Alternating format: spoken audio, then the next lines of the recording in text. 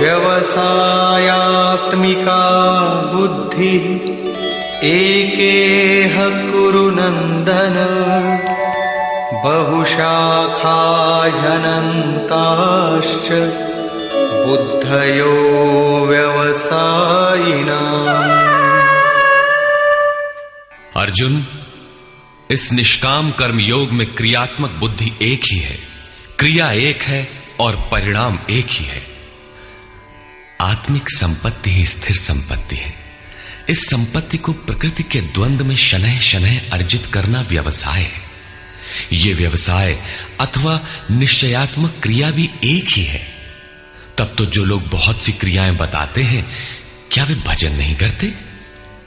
श्री कृष्ण कहते हैं, हां, वे भजन नहीं करते।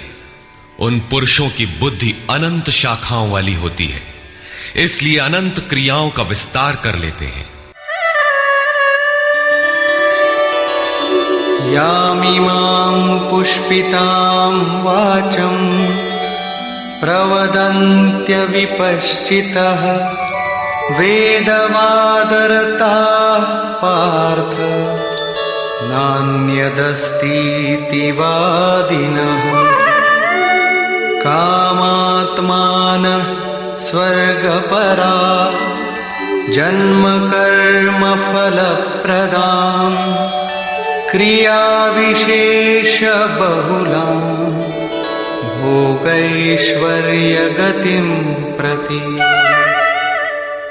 पार्थ, वे कामात्मानः, कामनाओं से युक्त, वेदवादरताः, वेद के वाक्यों में अनुरक्त, स्वर्गपराः, स्वर्ग को ही परम लक्ष्य मानते हैं कि इसके आगे कुछ है ही नहीं।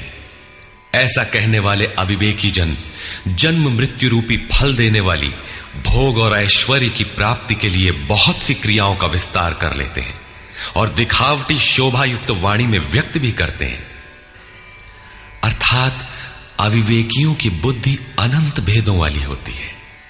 वे फल वाले वाक्य में ही अनुरक्त रहते हैं, वेद के वाक्यों को ही प्रमाण मानते हैं, स्वर्ग को ही श्रेष्ठ मानते हैं। उनकी बुद्धि बहुत सी भेदों वाली है, इसलिए अनंत क्रियाओं की रचना कर लेते हैं। वे नाम तो परम तत्व परमात्मा का ही लेते हैं, किंतु उसकी ओट में अनंत क्रियाओं का विस्तार कर लेते हैं। तो क्या अनंत क्रियाएं कर्म नहीं है? श्री कृष्ण कहते हैं, नहीं, अनंत क्रियाएं कर्म नहीं है। तो वो एक निश्चित क्रिया है क्या? श्री कृष्ण अभी ये नहीं बताते। अभी तो केवल इतना कहते हैं कि अविवेकियों की बुद्धि अनंत शाखाओं वाली होती है, इसलिए वे अनंत क्रियाओं का विस्तार कर लेते हैं। वे केवल विस्तार ही नहीं करते, अपितु आलंकारिक शैली में उसे व्यक्त भी करते हैं। उसका प्रभाव क्या होता है?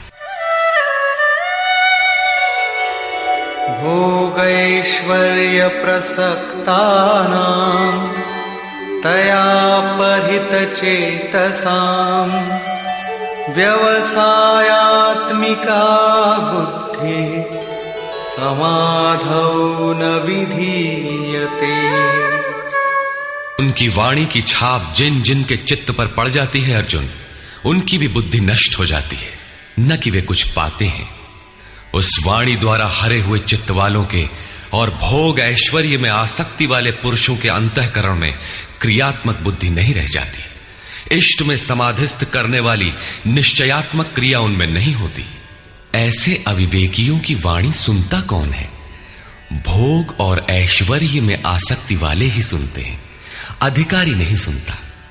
ऐसे पुरुषों में सम और आदि तत्व में प्रवेश दिलाने वाली निश्चयात्मक क्रिया से संयुक्त बुद्धि नहीं होती। प्रश्न उठता है कि वेद वादरता, जो वेद के वचनों में अनुरक्त हैं, क्या वे भी भूल करते हैं? इस पर श्री कृष्ण कहते हैं, त्रैगुण्य विषया वेदा निस्त्रैगुण्यो भवार्जुन निर्द्वन्द्वो नित्यसत्त्वस्थो निर्योगक्षेम आत्मवान्। अर्जुन, त्रैगुण्य विषया वेदा, वेद तीनों गुणों तक ही प्रकाश करते हैं, इसके आगे का हाल वे नहीं जानते। इसलिए निस्त्रैगुण्यो भव अर्जुन। अर्जुन, तू तीनों गुणों से ऊपर उठ, अर्थात वेदों के कार्य क्षेत्र से आगे बढ़।